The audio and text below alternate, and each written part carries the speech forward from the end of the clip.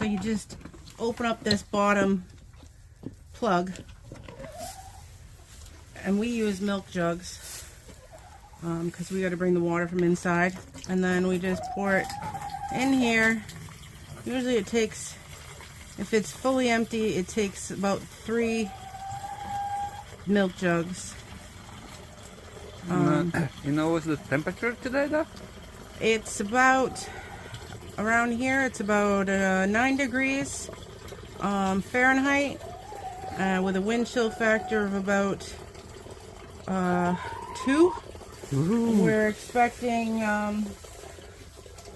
12 to 14 inches of snow, and with wind gusts of 35 plus miles an hour. Oh my God. We're on Martha's Vineyard, so we never quite know what we're going to get, but it's supposed to be really heavy snow. So our girls are out wandering around right now, but they will probably be in their covered run for most of the day because they do not like snow.